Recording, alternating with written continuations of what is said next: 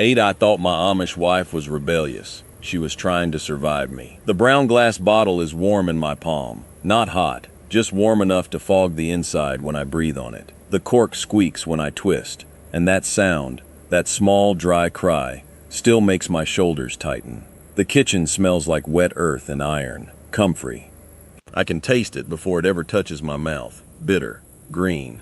Wrong if you didn't grow up with it. Rebecca's on the bench by the stove, knees pulled in, wool dress darkened where the poultice soaked through. Her skin is hot when I touch her forearm. Too hot. The kerosene lamp hisses like it's warning us.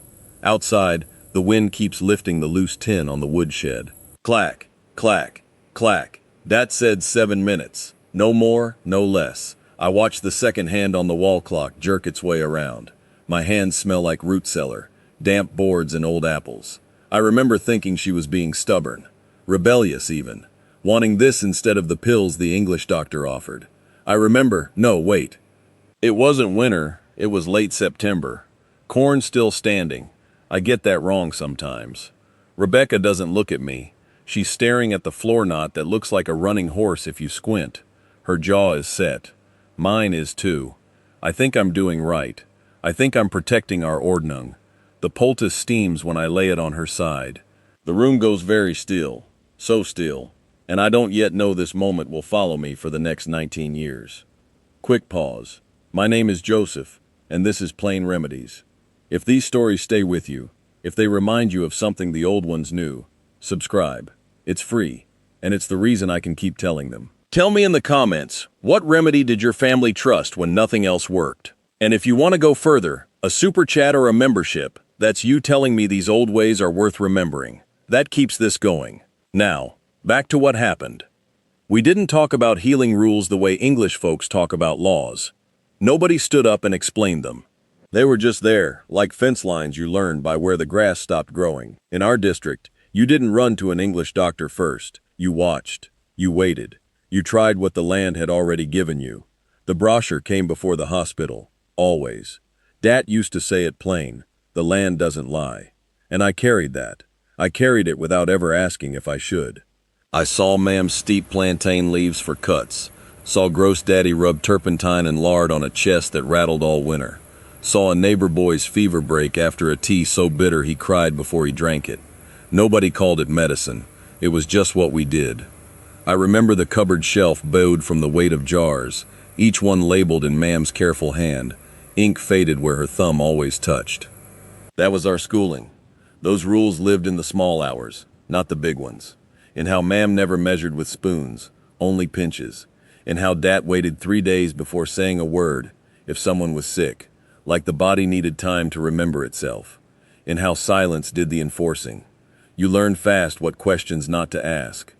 I almost asked once, standing in the doorway while Ma'am strained yarrow through a cloth, why we never went sooner. The words sat right here, in my throat, but I swallowed them.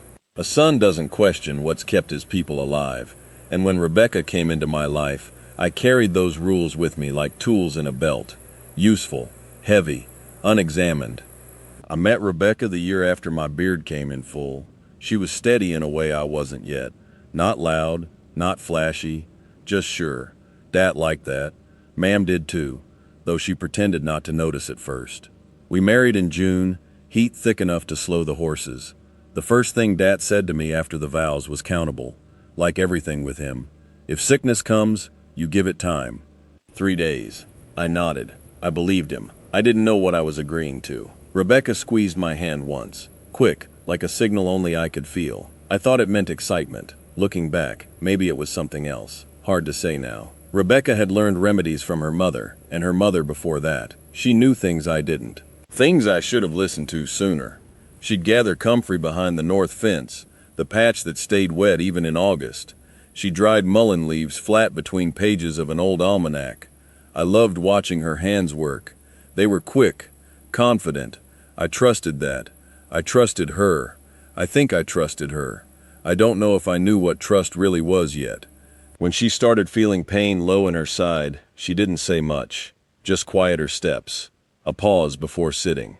The house felt off, like when a storm's coming but the birds haven't decided yet. The days before it got bad were almost gentle. Too gentle. Rebecca still cooked, still sang under her breath, though she stopped on the high notes. I noticed the kettle boiling longer than usual because she forgot it. That should have told me something. Ma'am sent over dried burdock root without being asked. That should have told me something too. The house filled with the smell of steeping earth and iron, and yet there was a hollow to it, something missing. No laughter, no teasing, just work. Quiet work, and waiting. The night everything broke open. The kitchen felt smaller than it ever had. The table scarred with knife marks from Dat's hands. The same lamp hissing like always. But my chest felt tight, like the air had thinned. Rebecca sat on the bench, jaw set, one hand braced against the wood. Her skin shone with sweat. I kept wiping my palms on my trousers even though they were already dark. The iron pot ticked as it cooled. The comfrey poultice lay folded on a plate, green, black, and steaming, smelling sharp and alive. Outside, the horses shifted in their stalls, leather creaking. Every sound felt too loud. Just before I put the poultice on her, she looked at me, really looked. "Joseph," she said. One word, nothing after. I nodded like that was enough. My hands shook when I lifted the cloth. I noticed a tear in the edge. The hem ma'am had fixed twice already. Why I noticed that, I don't know. The lamp hissed.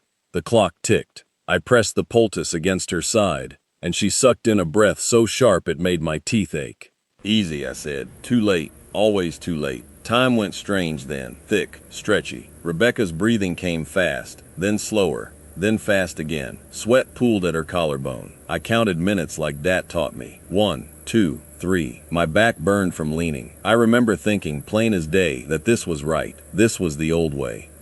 And at the same time, this is hard to say, something in me wanted to run, to break the rule.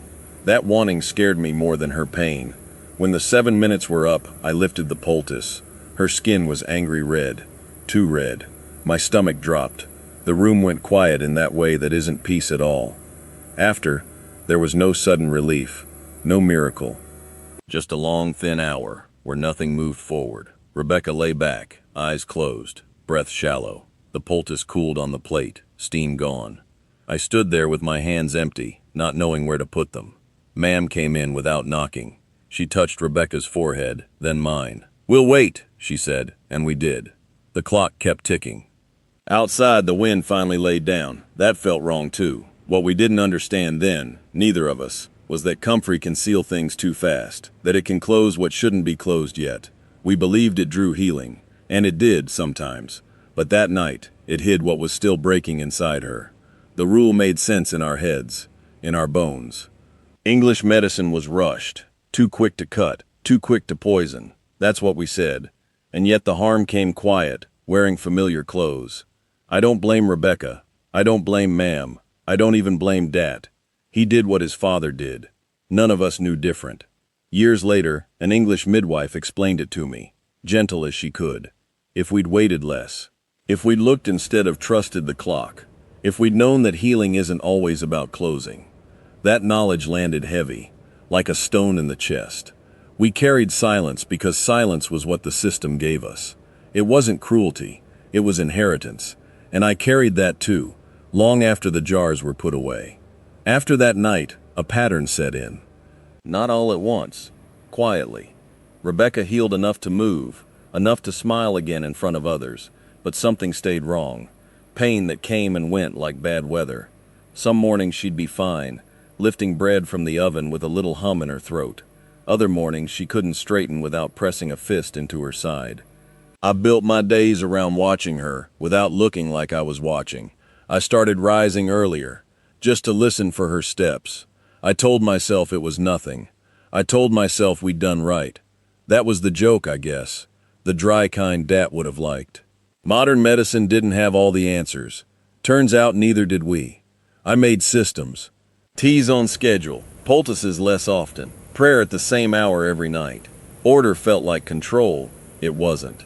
Other men carried versions of this too. You heard it at barn raisings, between hammer strikes.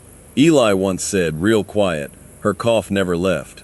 Jacob talked about his boy's leg, how it healed crooked but strong enough. Sunday dinners stretched long, plates cleared, and the talk circled without landing. Short pieces of truth dropped and were left there. We did what we knew, The broucher meant well. Nobody pushed. One winter, while we sharpened tools in the shed, a neighbor told me about his wife's fever, how the tea broke it but took something else with it. He laughed once, sharp, then stopped. 4 winters later, Rebecca's pain had a name, but not yet understanding. Understanding came to me in a place that smelled nothing like home. A waiting room, vinyl chairs, a pamphlet rack crooked against the wall. I was there for my back, years of lifting, years of bending. A book sat on the table, left by someone else. Folk remedies, old ones. I flipped it without thinking. Then I saw the word, comfrey, what it does, what it shouldn't do. My chest went cold. I read it again, slower. The room hummed. I sat very still. And I carried that.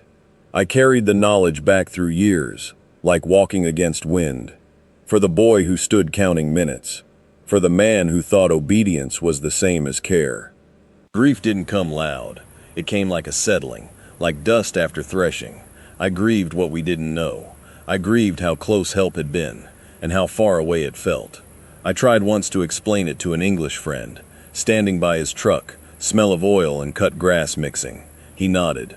Too fast. He wanted a villain. I didn't have one to give. Tradition and truth can sit at the same table. They just don't always speak the same language.